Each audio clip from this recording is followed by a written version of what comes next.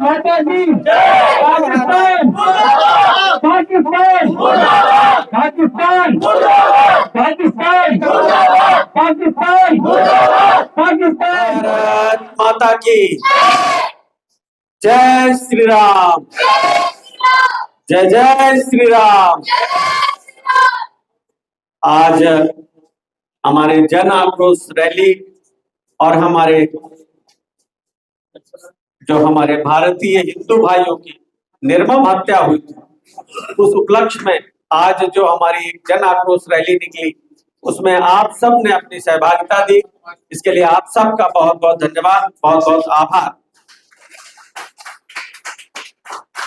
जैसा कि आप सब ने देखा कि हमारे ही देश में हमारे ही लोगों पर जो बेकसूर थे, बेगुनाह थे, केवल हिंदू थे, उनका दोष केवल हिंदू होना था, उनके ऊपर कायरतापूर्ण, बर्बरतापूर्ण जो नृशंस उनकी हत्या हुई, इस विरोध में आज पूरा देश, पूरा हिंदू समाज, भारत ही नहीं पूरी दुनिया का हमारा हिंदू समाज उद्वेलित है, दुखी है, व्यथित है और आक्रोशित है। मुझे लगता है कि ये 80% पे 20% का जो दबाव है और बिना कारण जो हत्या है, ये मात्र एक हत्या नहीं, यह एक सुनियोजित षड्यंत्र है जो हमारे पड़ोसी देश पाकिस्तान की जो पिछले लगभग 1990 से जो ये प्रॉक्सी वॉर चला रहा है, उसकी ही एक परिणति है। और इसकी मूल जड़ में कहीं न कहीं हम सब भी जिम्मेदार हैं। अगर हम दूसरों को दोष देते हैं तो उसके एक जिम्मेदार हम भी।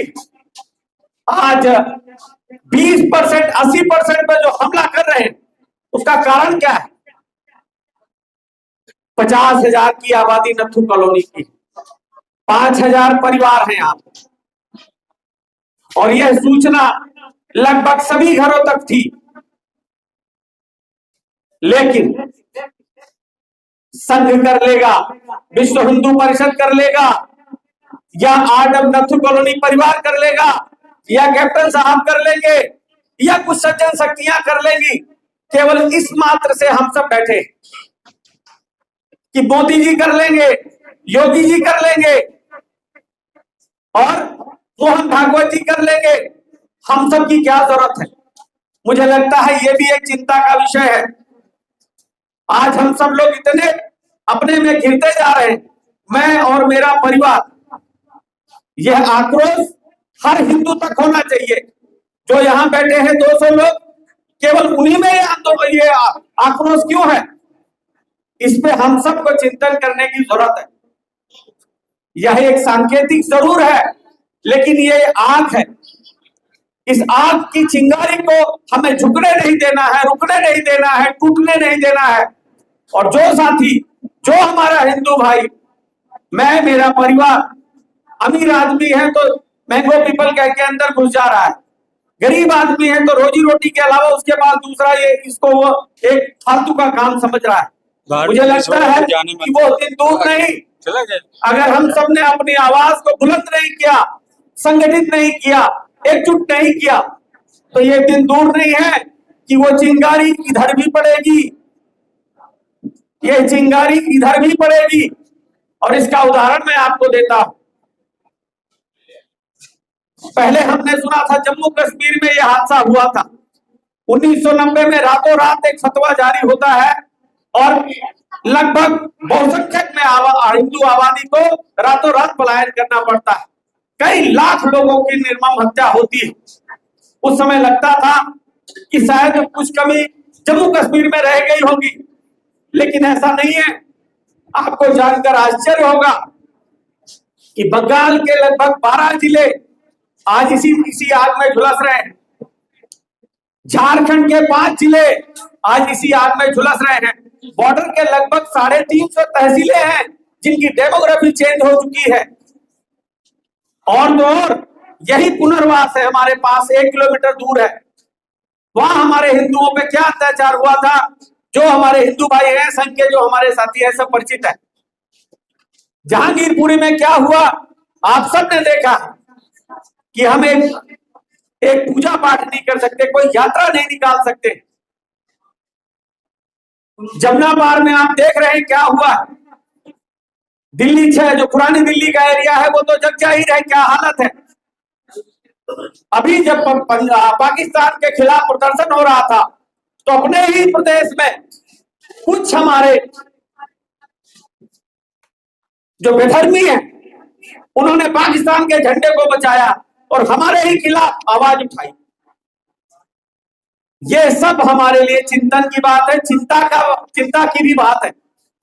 ये हम सबको सोचना ही पड़ेगा कि हम कब इस तरीके से एक दूसरे के ऊपर टालते रहेंगे और सोते रहेंगे।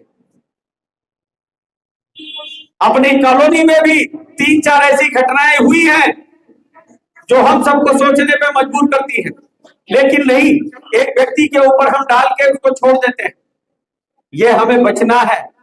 हम सब समाज बन के ही सुरक्षित रह सकते हैं, नहीं जैसा कि वीडियोज आ रही कि 30 साल के अंदर में हमारा प्रधानमंत्री होगा तब हम इनके हिंदुओं की क्या हालत करेंगे, वो कल्पना नहीं कर सकते। ऐसे वीडियो चल रहे हैं।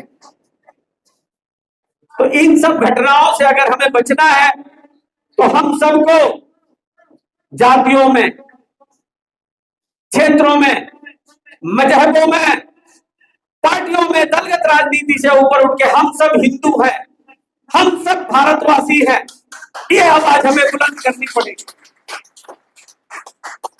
मेरा मानना है कि संगठन में ही वो शक्ति है जो हमें एक दूसरे को शक्ति देती है, ऊर्जा देती है और आगे बढ़ने की प्रेरणा देती है।